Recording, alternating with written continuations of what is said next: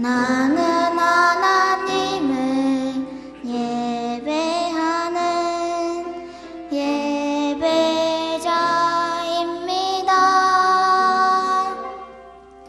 내가 서 있는 곳 어디서나 하나님을 예배합니다. 내 영혼 거룩한 은혜를 향하여 내 마음 완전한 하나님 향하여 이곳에서 바로 이 시간 하나님을 예배합니다. 나는 하나님을 예배하는 예배자입니다.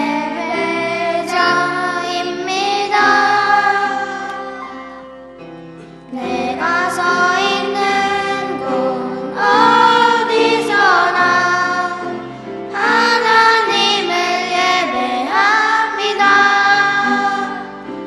내 영혼 거룩한 은혜를 향하여 내 마음 완전한 하나님 향하여 이곳에서 바로 이 시간 하나님을 예배합니다. 따스한 성령님 마음으로 오네 내 몸을 감싸며 주어지는 평안 만족함을 느끼네. 사랑과 진리에 한 줄이 빛보네 내 몸을 감싸며 주어지는 평안 그 사랑을 느끼네. 부르신 곳에서 나는 예배하네. 어떤 상황에도 나는 예배하네. 부르신 곳에서 나는 예배하네. 어떤 상황에도 나는 예배하네. 내가 걸어갈 때 길이 되고 살아갈 때 삶이 되는 그곳에서 예배하네. 내가 걸어갈 때 길이 되고 살아갈 때 삶이 되는 그곳에서 예배하네. 진 곳에서 나는 예배하네.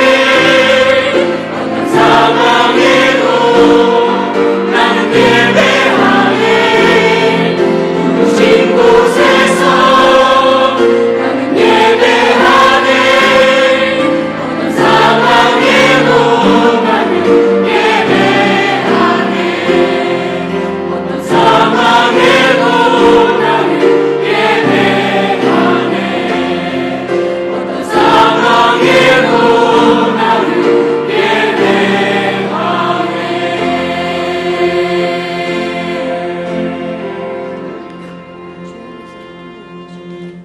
아멘. 귀한 찬양 감사합니다.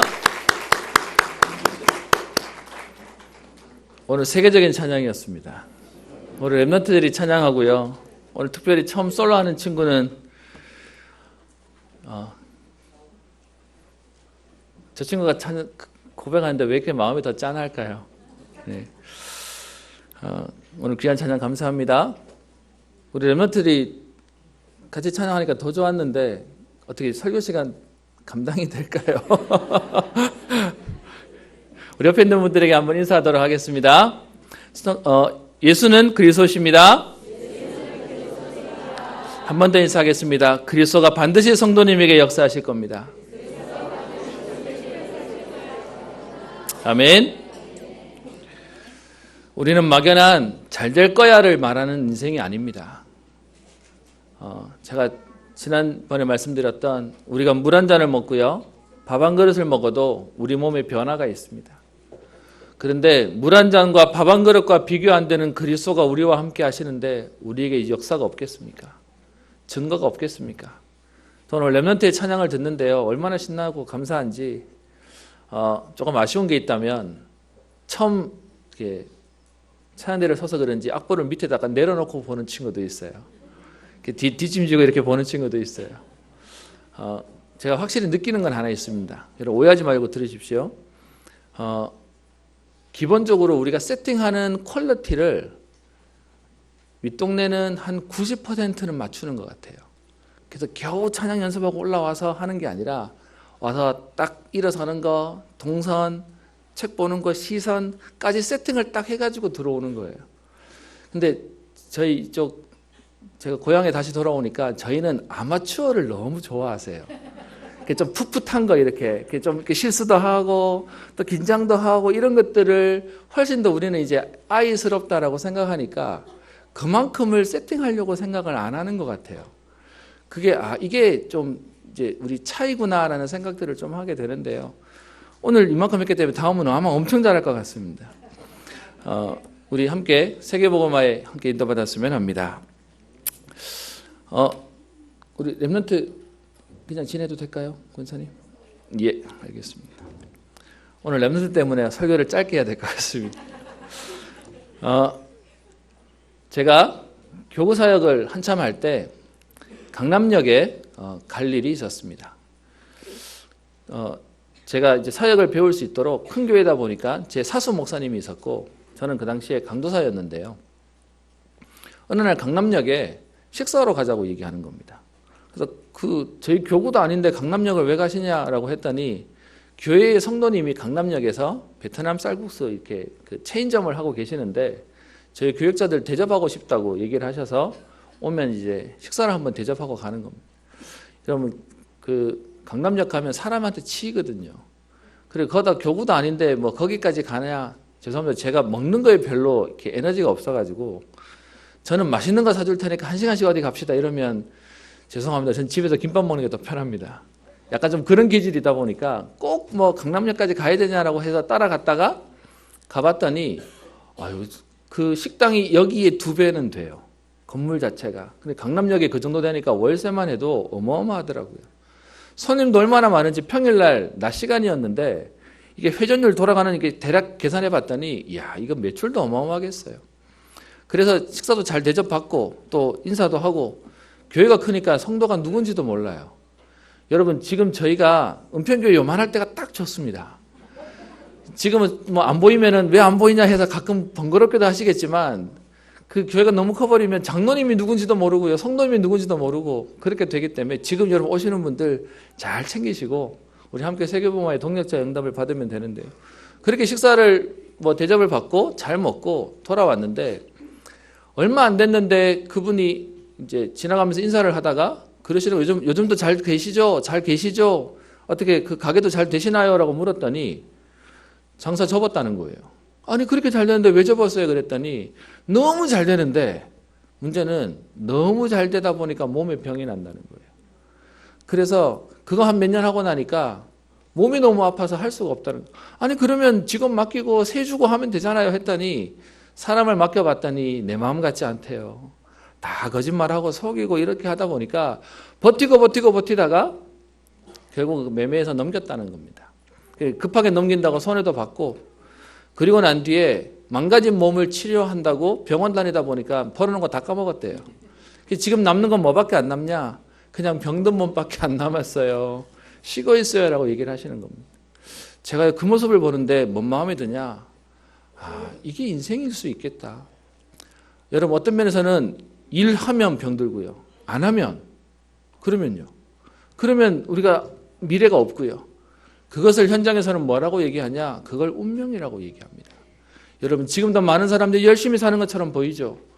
그 열심히 사는 것처럼 보이는데 사실은요 점점점 우리는 죽어가고 있는 겁니다.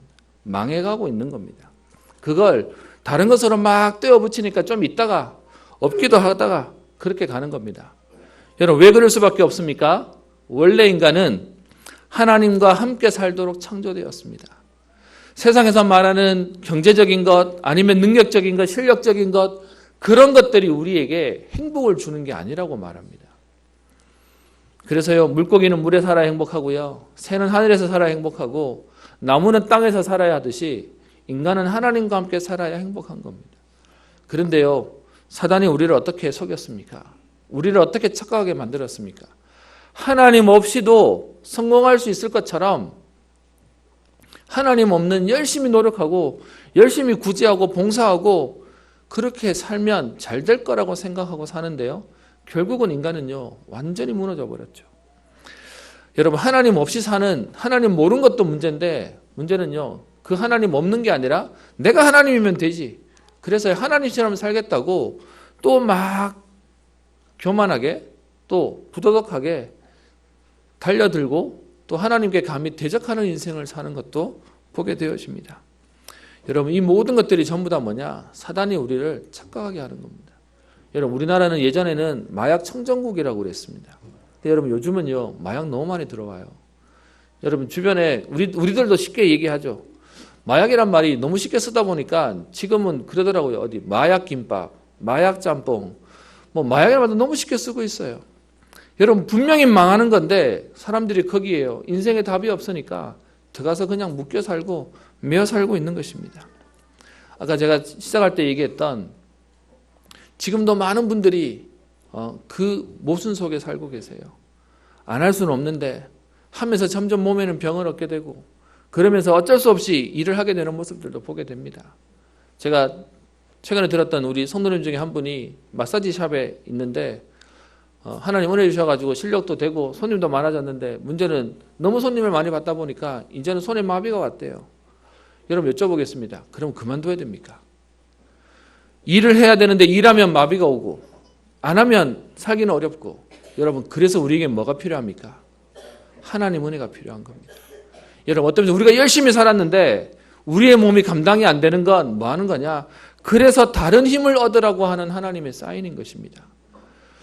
제가 아는 교사님도 그런 분이 한 분 계셨습니다. 실력도 있고 학교에서도 인정도 받는데 몸이 너무 약하세요. 그러다 보니까 그 본인 일 때문에 자꾸 쉬어야 되는데, 쉬는 것도 어디 여러분 1년 2년이지 나중에는 그것 때문에 이 일을 그만둬야 되겠다고 얘기를 하시더라고요. 여러분, 일하다가 힘들면 쉬고 쉬었다가 다시 또 필요하면 일하고, 맞아요. 그렇게 해야죠. 더 큰 골병이 들기 전에 해야지 되는 건 맞습니다. 여러분, 그런 인생을 우리가 계속 산다면 어떻게 현장 살리겠습니까? 그래서 하나님이 우리에게 약속하셨습니다. 오직 여호와를 앙망하는 자는 새 힘을 얻으리니, 독수리의 날개치며 올라감 같은 하나님 은혜를 주시겠다는 겁니다. 걸어가도 달려가도 곤비치 않고 피곤치 않은 은혜를 주시겠다는 겁니다. 혹시 여러분, 지금 여러분의 현장 가운데 이러지도 못하고 저러지도 못하고 여러분 그 속에 딱 걸려 계신 분 계십니까? 그 상황을 하나님 아시고요, 하나님께서 우리에게 은혜를 주시겠다는 겁니다. 여러분, 그 은혜를 누리는 시간이 예배 시간이고 우리가 기도하는 시간입니다. 이 운명과 저주에서 인간이 헤어나올 수 없는지 아시고요, 평생 고통을 당하다가 죽어서 지옥 가는 인생을 아시고 하나님이 우리에게 다시 하나님 만나는 길을 여셨습니다. 여러분, 세상에 우리 그런 말 하죠. 요즘 젊은 애들 쉽게 얘기합니다. 나 싫다고 간 사람 나도 안 잡는다, 뭐 그런 얘기 하지 않습니까? 여러분, 세상은 전부 다 자존심과 상처 때문에 간 사람 안 잡는다, 뒤도 안 돌아본다, 후회 안 한다라고 얘기합니다. 그런데 하나님을 거부한 인간에게 하나님께서는 우리에게 여전히 사랑의 손을 내미십니다. 하나님이 그리스도를 보내셔서 문제 가운데, 저주 가운데, 운명 가운데 있는 우리를 살리기 위해 하나님 자신이 인간의 몸을 입고 이 땅에 오셨습니다. 그래서요, 하나님 만나는 길을 여셨죠. 그분이 바로 그리스도십니다.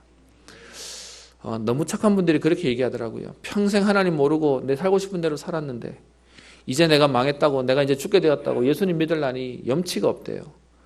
여러분, 죄송합니다. 여러분, 그때는 염치 없으셔야 돼요. 진짜 하나님 우리를 살리겠다고 얘기하는데요. 여러분, 성경에 나와 있는 탕자 비유 아시죠? 탕자가 아버지한테 내가 원래 받아야 될 유산 주십시오. 받았어요. 나가서 다 탕진해버렸어요. 먹는 것도 못 먹고 죽게 되었어요. 여러분 그때 아들이 뭔 생각하죠? 내 아버지 집에 가면 먹을 게 있는데 내가 아들이라고 말하지 말고 종으로 나를 받아달라고 가자라고 찾아옵니다. 여러분 찾아와야 돼요? 안 와야 됩니까? 와야죠. 그죠? 그런데 거기서 염치불구하고 나는 이렇게 죄지었으니까 나는 이렇게 잘못했으니까 그냥 이렇게 살다 죽어야지. 그게 바로 운명에 잡혀있는 인생인 겁니다. 하나님은 지금도요. 그 집 나간 아들을 기다리듯이 하나님은 우리를 기다리고 계십니다. 여러분 우리는 오늘 뭐 하면 되냐? 지난날 하나님 앞에 회개하고 나는 그래서 오늘 하나님 은혜가 필요합니다 라고 나오면 됩니다. 여러분 지난 주간 혹시 이런저런 일들 속에 계셨습니까?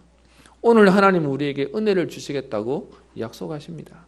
근데요 사단이 얼마나 나쁘냐? 우리의 마음을 주저앉혀서요 오기만 하면 되는데 근데요 갈 수 있는 힘을 안 주는 겁니다. 여러분 그 탕자 비유에 얘기 나오죠. 그 아들은 지금 집을 찾아오는데 아버지는요 언제 올지 모르는 아들을 멀리서부터 기다리고 있었고 그리고 그 아들을 한눈에 알아봤다라고 얘기하고 있습니다. 지금도 하나님은 우리에게 은혜를 주시기를 원하십니다. 여러분 아니면 여러분의 가정에 우리의 후대에 가족에게 소망이 없는 줄 아시고 하나님은 오늘 우리에게 은혜를 주시겠다는 것입니다. 예전 우리 목사님 대구에 계시던 우리 목사님 김성호 목사님 저 장인 되시는 우리 이 목사님이 그런 얘기 하셨죠. 준다 안 카나? 준다는데 왜 안 받노? 막 얘기하셨죠. 여러분 하나님은 주시겠다는 겁니다. 그럼 오늘 우리는 뭐 하면 될까요? 그 하나님 앞에 오늘도 언약 붙잡으면 하나님 분명히 역사하실 겁니다. 여러분 사단이 자꾸 주는 생각에 속지 마세요. 자꾸 사단이 주는 마음 때문에 걸리지 마세요. 그래서 오늘도 복음은 우리에게요 다 끝냈다를 선포하고 계시는 것입니다. 오늘도 그 그리스도의 은혜로 새로운 시작과 도전의 응답이 되기를 소원합니다. 우리 지난주까지 17장에 있는 내용을 봤고요. 오늘은 18장 고린도 전도에 대한 내용입니다. 여러분 현장은 바뀌지만 현장의 모습은 똑같습니다. 하나님 떠난 현장의 모습은 똑같아요. 여러분 돈 많다고 하루에 3끼 더 먹는 것도 아니고요.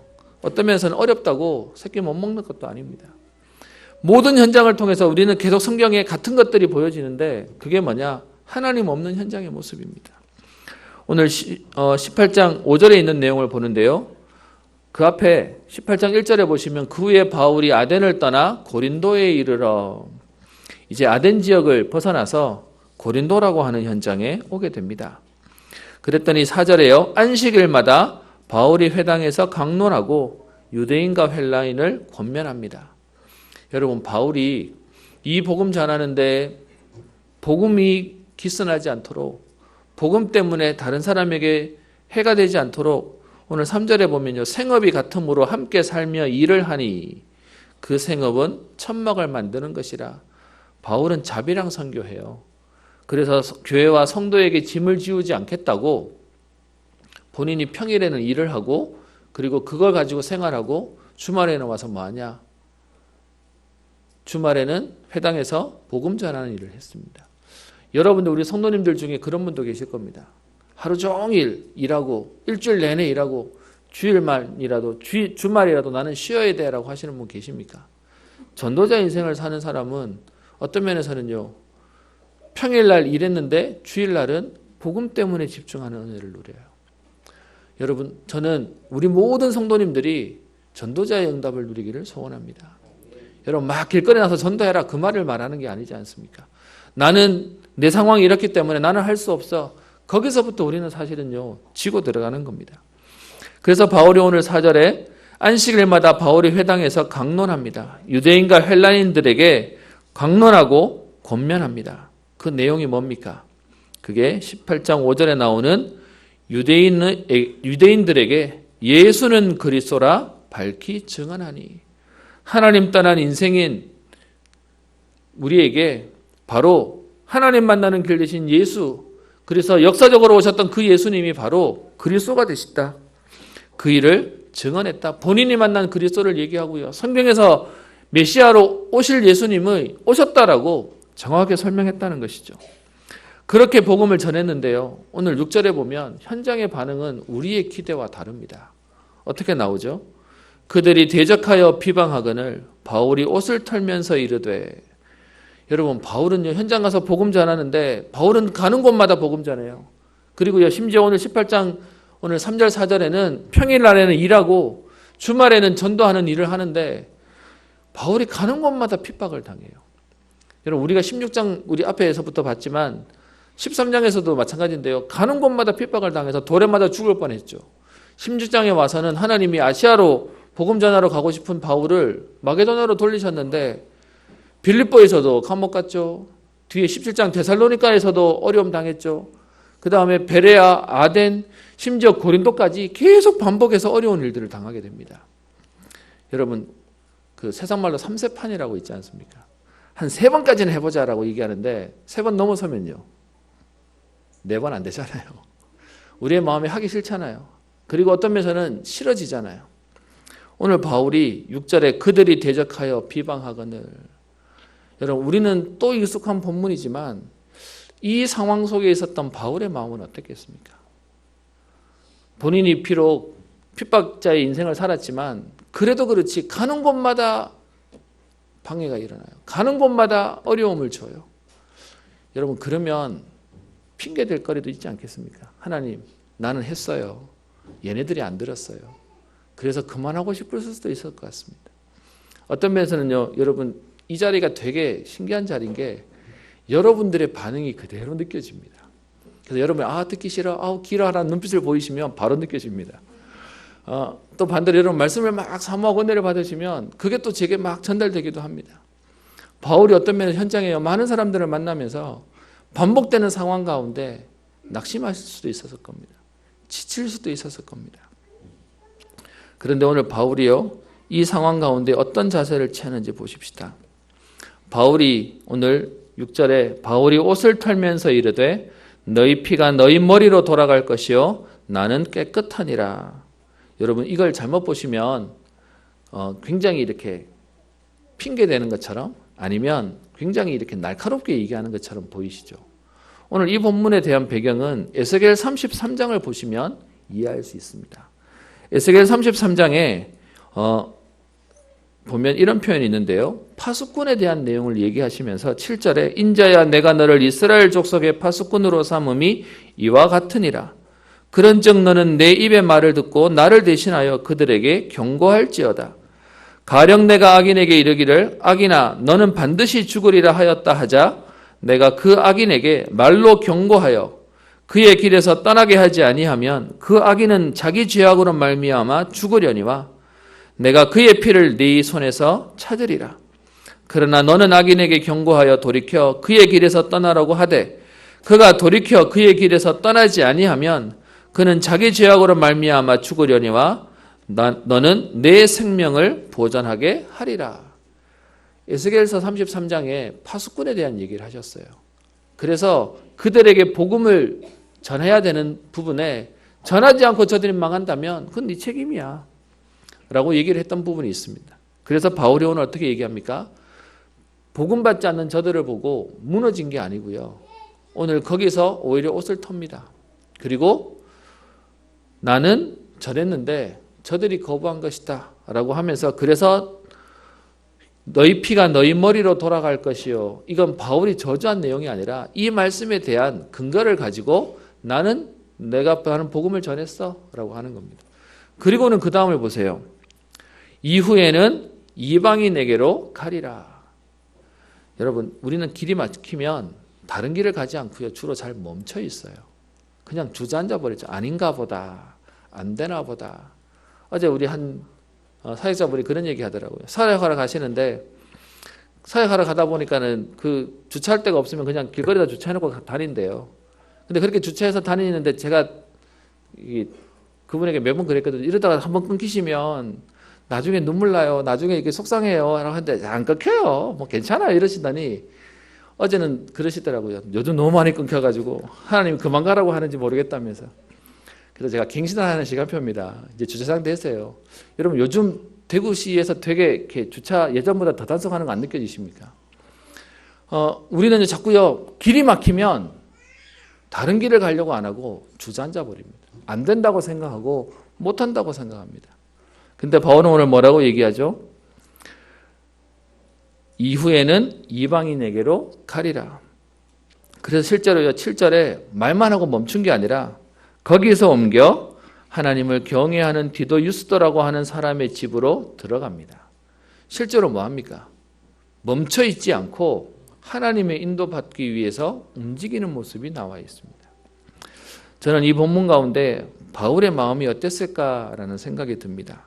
여러분, 회당에서 유대인들에게 복음을 전하던 바울이 어느 날 유대인들이 거부해서 이방 사람에게 가야 되는 바울의 모습이 어땠겠습니까? 또 회당에서 시스템이 있고 조직이 있던 회당에서 복음을 전하던 바울이 거기서 거부하니까 지금 개인의 디도 유스도라고 하는 개인의 집에 들어와서 복음 운동하면 어떤 마음이 들겠습니까? 여러분, 우리 한국 사람들 중에 유난히 신경 쓰는 것 중에 하나가 집이죠. 여러분, 작은 집에서 큰 집 이사 가면 좋아요. 그죠?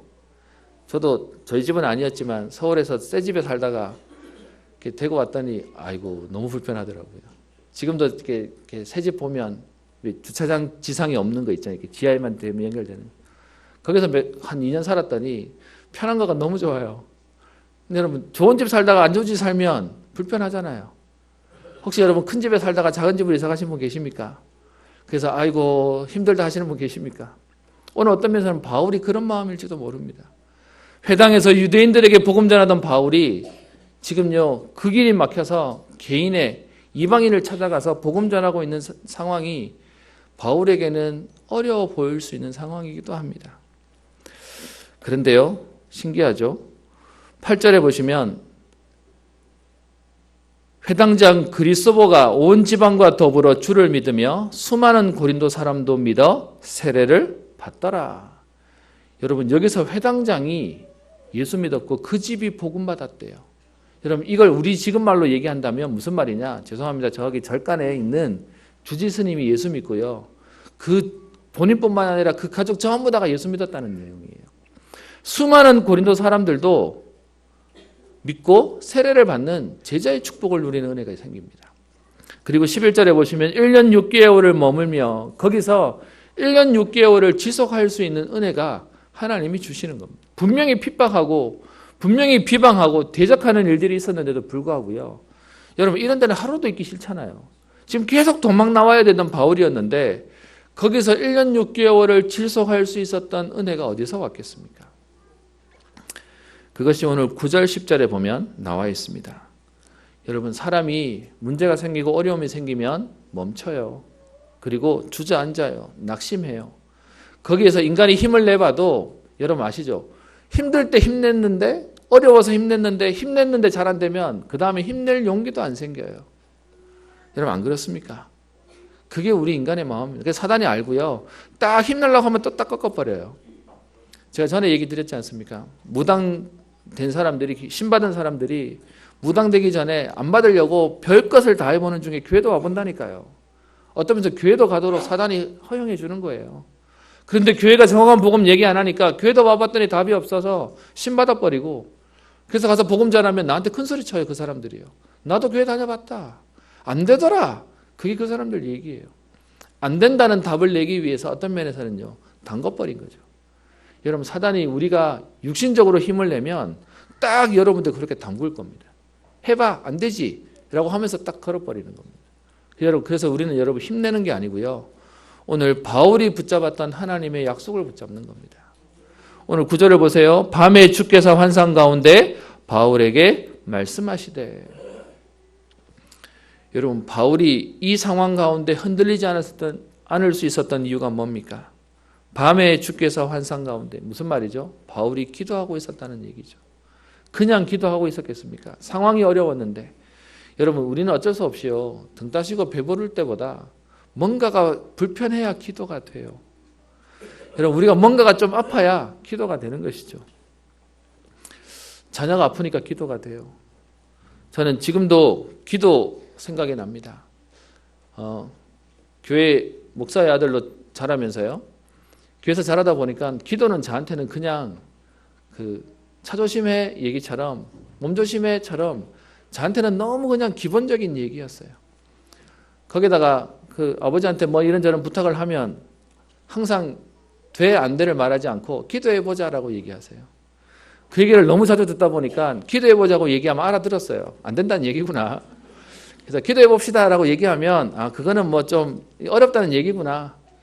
여러분 제가 웃으면서 얘기하지만 이게 우리 랩런트에게 전달된다면 죄송합니다. 우리 너무 안타까운 겁니다. 그렇게 기도를 배웠어요. 그러다 보니까 문제가 생기면 뭐 했냐? 기도하지 않고요. 기도하는 척 했지만 참았어요. 버텼어요. 그런데 제가 혼자 살 때는 그냥 버틸 수 있겠더라고요. 뭐 없으면 힘들면 버티면 되고 굶으면 되고 참으면 되고. 근데 제가 기도를 언제 배웠냐? 결혼하고 아이가 생겼는데 나는 참겠는데 내 아이한테는 요구할 수가 없잖아요. 사실 그래서 기도를 배웠어요. 하나님, 집에 돈이 없네요. 지금 생활비가 없네요. 그러니까 어디 가가지고 말을 못하겠고 그래서 할 수밖에 없는 게 뭐냐? 그래서 기도하게 됐어요. 저는 지금 생각하면요. 하나님 어려움 주시는 것은 뭐 하는 거냐? 기도를 배우는 너무 중요한 시간표 같아요. 오늘 바울이요. 9절에 밤에 주께서 환상 가운데 바울에게 말씀하시되 혹시 여러분 지금 기도할 수밖에 없는 상황에 기도하시면서 힘들다고 생각하는 분 계십니까? 여러분 그 시간이 은혜의 시간이에요. 이번 새가족 수련회 때 유목사님 이런 표현 하시더라고요. 응답 중에 응답이 뭔지 아냐? 내가 어느 곳에 있어도 기도할 수 있는 것이 응답이다. 여러분 진짜 응답은 우리가 잘 되는 게 응답이 아니고요. 어느 곳 어느 상황에 있어도 기도할 수 있다는 그것이 응답입니다. 아멘. 여러분 그래서 하나님이 지금 우리에게 어려움을 주시는 게 아니고요. 기도할 시간표를 주시는 거예요.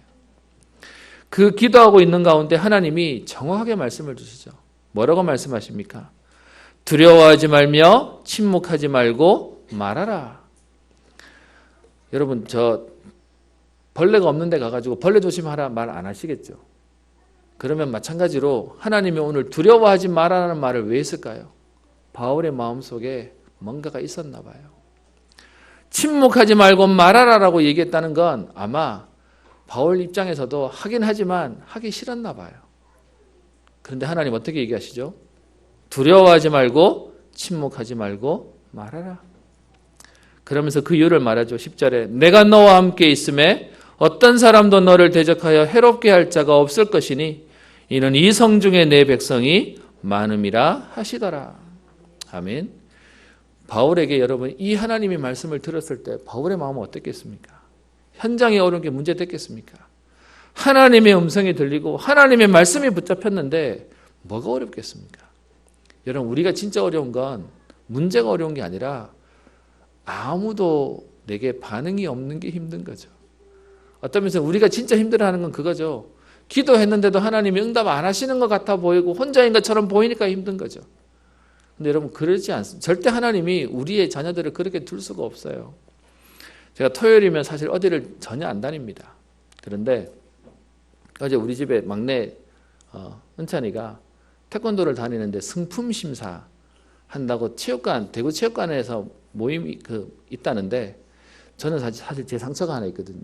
그게 뭐냐면 저는 빨간 띠까지밖에 못 땄습니다.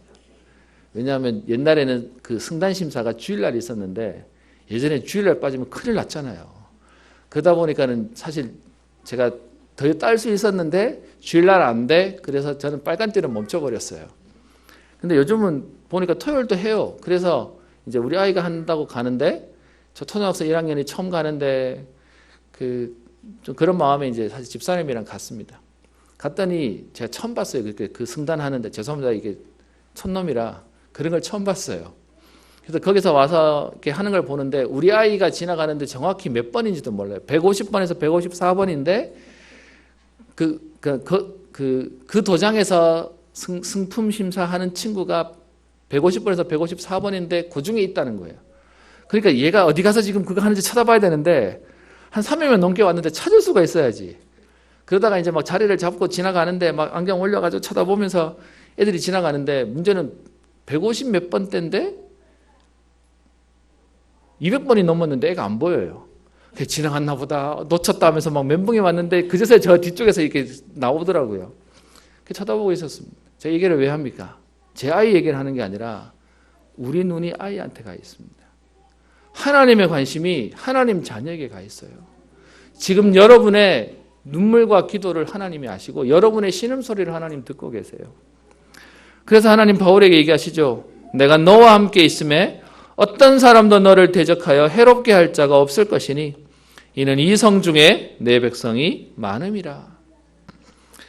여러분, 이 말이 바울에게 답이 됐어요. 1년 6개월을 흔들리지 않을 수 있는 은혜가 있었어요. 여러분, 오늘 이런저런 어려움이 있으신 분들 계십니까? 여러분, 그 어려움이 없어져야 해결되는 게 아니고요. 오늘 하나님의 말씀이 있으면, 오늘 하나님의 언약이 있으면 상관없습니다. 사실 오늘 이 본문은 제가 사역하다가 사실 이렇게 인간인지라 데미지도 오고 한계도 오고 제 부족함 때문에 아닌가 생각도 하고 그럴 때 제게 주셨던 본문입니다. 그래서 오늘 제가 메시지가 좀 편안하죠. 제게 있는 제가 공부하고 연구해서 지금 하는 메시지가 아니라서요. 하나님이 제게 말씀으로 답을 주시니까 살 것 같아요. 여러분, 사람이 답이 됩니까? 어떤 면에서는 내가 힘 있을 때는 사람 말 들으면 도움도 돼요. 근데 여러분, 진짜 내가 힘들 때는 누가 옆에 나와서 아는 척 하는 것도 아파요. 그것도 싫어요. 그래서 그냥 모르고 다 가시는 거죠. 저기에 있는 분들 성향이 대부분 그러셔서 수술하셔도 말도 안 해주시고 또 자녀 출산하셨는데 또 말도 안 해주시고 뭐 그러고 다니세요. 뭐 지난주에 교회에 많은 일들이 있었더라고요. 우리 보니까 우리 조창회 장로님 김윤석 권사님 그 둘째 손주가 지난주에 태어났고요. 또 우리 박노진 집사님 우리 아드님은 오늘 우리 교회 설립 예배를 이렇게 하시더라고요. 그래서 우리 동문회 방에도 떴길래 저희 은평교회 이름으로 이렇게 화분도 하나 좀 보내드렸고요. 또 우리 뭐 무릎 수술하시는 우리 정경선 권사님도 계시고요. 저에게는 워낙에 말씀을 안 하셔서 제가 이렇게 찾아다녀야 되는 뭐 상황들을 얘기를 하시는데 우리에게 많은 일들과 사건들이 현장 속에 있습니다. 여러분, 그 일들 가운데 오늘 우리는요 뭐가 필요하냐? 하나님 은혜가 필요합니다. 하나님이 우리에게 답을 주셔야 돼요. 그래서요 오늘 하나님의 약속을 붙잡은 바울이 11절 1년 6개월을 머물며 그들 가운데서 하나님의 말씀을 가르칩니다. 여러분, 오늘 여러분과 함께 말씀을 정리하려고 합니다. 바울이 이룰 수 있었던 은혜가 뭡니까? 18장 5절에 보시면 바울이 하나님의 말씀에 붙잡혀라고 말하고 있습니다. 여러분, 모든 사람은 우리의 마음속에 가운데 뭔가를 담고 살아요. 근데 그게요 하나님 말씀 말고 딴 거를 담으면 그게 우리에게 우상이 돼버리는 것이죠. 오늘 바울에게 성경은 표현하기를 바울이 하나님의 말씀을 붙잡았다라고 말하지 않고 바울이 하나님 말씀에 붙잡혔다라고 말합니다. 여러분, 우리가 붙잡는 말씀이면 내가 힘 빠지면 나아요. 그죠? 우리가 힘내서 붙잡으면 내가 힘 빠지면 넣잖아요. 그런데 오늘 성경은요 바울이 하나님 말씀에 붙잡았다고 말하지 않고 바울이 하나님 말씀에 붙잡혔다고 되어 있습니다. 여러분, 오늘 하나님 말씀에 붙잡히는 은혜가 있기를 주의 이름으로 축원합니다. 하나님 말씀이 내 마음과 생각 가운데 내 영혼 가운데 담기면 어떤 것도 겁 안 나요. 어떤 것도 문제 안 돼요. 사단은 또 우리를요 낙심하게 할 겁니다. 사단의 전략은요 두 종류예요. 우리를 낙심하게 하거나 우리를 교만하게 하거나. 여러분, 참 신기한 건 사단이 인간을 넘어뜨린 첫 번째는 낙심이 아니고 교만이었어요. 네가 하나님처럼 될 거야. 그래서 건드려서 무너뜨려 놓고는요. 그래 놓고 난 뒤에 두 번째 오는 시험이 뭐였죠? 그래서 무화과 잎으로 숨어서 두려운 마음에 낙심해 있었다고 되어 있죠. 사단은 이 두 개 가지고 우리를 넘어뜨리는 겁니다. 제가 오늘 포인트는 낙심이나 우리가 포기라고 얘기하지만 이 두 가지를 가지고 사단은 우리를 자꾸 건드리는 겁니다. 여러분, 실제로 그런 사람이 있습니다. 어떤 사람은 시험 들면 땅 파고 방에 들어가서 처박히는 사람이 있고요. 어떤 사람은 막 사고치고 돌아다니는 사람도 있어요. 둘 다 사단에 속는 모양새죠. 여러분, 이런 현장인데 거기서 하나님 말씀에 붙잡힌 바울을 통해서 하나님 어떤 증거들을 주십니까? 여러분, 8절에 회당장 그리스보가 온 지방과 더불어 주를 믿는 일이 생깁니다. 여러분, 기적 같은 일이죠. 그리고요 또 보시면 여러분 17절에 보면 모든 사람이 회당장 소스데네를 잡아 법정 앞에서 때리되라고 해서 회당장 이름이 바뀐 것을 얘기하고 있습니다. 아마 그리스도가 개종하고 나니까 새로운 아마 회당장을 세웠나 봅니다. 근데 여러분, 이 소스데네가 성경에 기록되어 있는 거 아십니까? 한번 보실게요. 고린도전서 1장을 보시겠습니다. 여러분 성경 조금 뒤에 보면 고린도전서가 있죠. 지금 우리가 보는 18장이 고린도 교회에 대한 내용이에요. 여기를 갖다가 나중에 고린도 교회에 편지를 보내는 내용인데 1절을 보세요. 고린도전서 1장 1절. 하나님의 뜻을 따라 그리스도 예수의 사도로 부르심을 받은 바울과 형제 누구요? 소스데네는 무슨 말이죠? 개종해서 지금 크리스찬이 되어 있다는 겁니다. 회당장 아마 뭐 그냥 제 추측으로는 그 회당장으로 있으면서 억울하게 지금 두드려 맞고 나니까 아마 회의가 왔나 봐요. 그래서 진짜 복 하나님 만나는 기회가 됐나 본데 하나님 어떻게 해요? 회당장 두 사람이 바뀌어질 만큼 하나님 역사를 주세요. 여러분 진짜 복음이면 무속인도 돌아오고요. 저 절간도 돌아오고요. 신부님도 저 어떤 면에서는 순교도 돌아오고 기적이 일어나는 것이죠. 여러분 그걸로 안 끝납니다. 뒤에 보십시다. 1장 14절에 보시면 나는 그리스도와 가이오 외에는 너희 중에 아무에게도 세례를 베풀지 아니한 것을 감사하노니 무슨 말입니까? 고린도 교회에 가이오 제자가 있었다는 겁니다. 그리고요 뒤에 16절에 보시면 내가 또한 스데바나 집 사람에게라고 해서 스데바나라고 하는 제자도 있었다는 것이죠. 저 뒤에 16장 마지막 장 가겠습니다. 우리가 보통 일꾼들, 제자들 얘기하면 로마서 16장의 일꾼들, 또 고린도전서 16장의 일꾼들을 얘기하는데 16장 15절을 보세요. 형제들아 스데바나의 집은 이라고 얘기하면서 스데바나 개인과 그 집이 교회가 되었다고 얘기하고 있고요. 그러면서 17절에 스데바나와 부드나도와 아가이고 이런 사람들이 제자로 있었다고 말하고요. 그리고 19절에 보시면 아굴라와 브리스가 같은 제자가 일어났음을 얘기하고 있습니다. 18절에요. 그들을 향해서 어떻게 표현하죠? 나와 너희의 마음을 시원하게 하는 사람들이었다. 오늘 본문으로 돌아오겠습니다. 여러분 복음 가진 한 사람이 하나님 언약 가지고 흔들리지 않으니까 하나님이 현장에 제자들을 주시고 또 열매들과 증거들을 주세요. 사단은요 여러분 아니면 여러분의 가정에 여러분의 후대에 소망이 없는 줄 알기 때문에 사단은 여러분을 자꾸 건드릴 거예요. 그래서 여러분 자꾸 일이 생기시면 그러시면 돼요. 내가 중요한가 보다. 사단이 눈치는 있어가지고 그러면서요 기도하시면 돼요. 하나님 앞에서 여러분 진짜로 우리에게 오늘도 은혜 주시기를 원하시는 하나님 앞에 오늘도 힘을 얻으면 됩니다. 그래서 결론입니다. 여러분 사람은 누구나 사단이 우리를요 건드려요. 어쩌면 불신자는 밥이고요. 그런 우리가 오늘도 뭘 해야 되냐? 집중의 시간이 필요합니다. 여러분 집중의 시간이 왜 필요하냐? 제가 고등학교 3학년 때였는데 저는 수능 1세대입니다. 수능 2번 본 유일한 세대. 그래서 우리끼리 하는 말이 저주받은 구사학번 세상 말에 있습니다. 그때 저였는데요. 제가 한참 복음 받을 때 그때 우리 어르신들 다 기억하실 텐데 복음 말고 난 뒤에 제일 기분 나빠하는 말이 하나 생겼습니다. 그게 뭐냐 하면 복음 말고 난 뒤에 다 해방받았는데 너 눌리네 해서 눌린다는 말을 쓰면 뭔가 복음 못 깨달은 것처럼 보여서 눌린다는 말을 세상에서 제일 듣기 싫어할 때가 있었습니다. 여러분 그런 기억 있으십니까? 제가 고3 때였는데 수능이 다가오는데 날짜 카운트다운이 이제 막 되고 있었어요. 그랬더니 제가 밥을 거부할 일이 없거든요. 뭐 맛있는 거 좋은 건 안 따져도 무조건 있으면 먹는 사람인데 밥이 안 먹혀요. 그러다가 어느 날 우리 원로 목사님하고 같이 밥을 먹게 되었는데 밥 잘 먹는 제가 어느 날 밥 먹다가 남기고 이렇게 얼마 먹다가 스드를 내려놓으니까 저보고 얘기하는 거예요. 왜 밥을 안 먹네요? 그래서 제가 그랬죠. 요즘 잘 안 먹힌다고. 그랬더니 그때 격려 주시면 좋겠는데 한마디 하셨어요. 네 눌리나 보다. 근데 그 말을 듣는데 얼마나 기분 나쁜지 제가 그래서 얘기했어요. 안 눌려요. 복음 있는데 안 눌려요. 막 큰 소리 빵빵 쳤죠. 그랬더니 웃으면서 한마디 하셨습니다. 뭐라고 얘기하셨냐? 니는 안 눌리는 것 같은데 네 몸은 반응을 하네. 저는 그 말이 지금도 잊을 수가 없습니다. 여러분 우리가요 막 아둥바둥해도요 여러분 우리가 영적인 존재다 보니까 영향을 받아요. 그러다 보니까 여러분 우리에게 뭐가 필요하냐?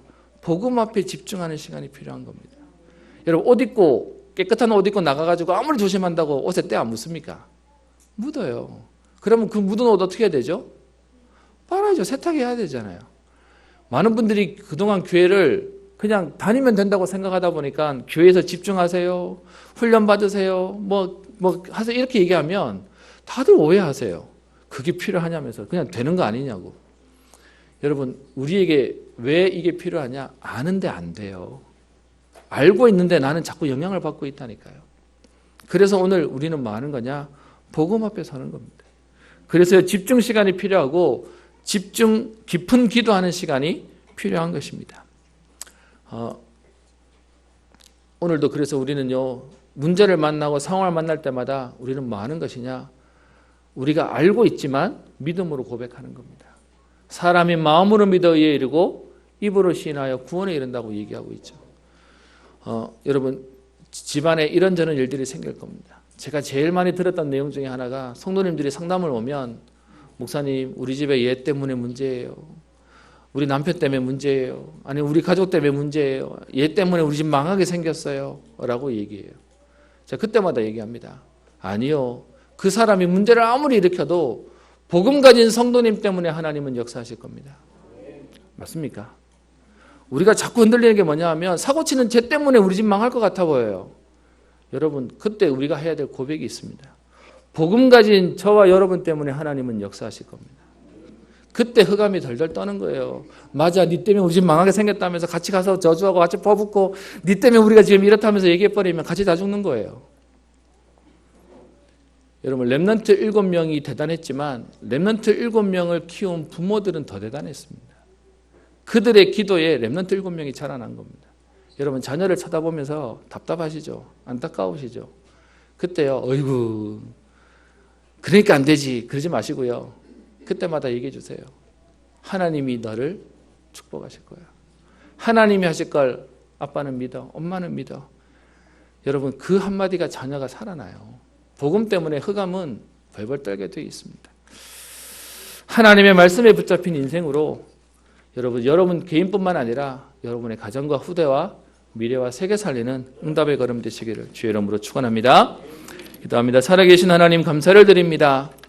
바울이 하나님의 말씀에 붙잡혀 예수는 그리스도라고 증언하였던 인생과 응답이 오늘 우리의 응답이 되기를 소원합니다. 하나님 사단의 계략에 속지 않게 하여 주옵소서. 교만하지도 않게 하시며 낙심하지도 않게 하시고 흥분하지도 않게 하시며 겸손히 말씀 붙잡고 인도받는 걸음 되게 하옵소서. 두려워하지 말며 침묵하지 말고 말하라. 내가 너와 함께 있으며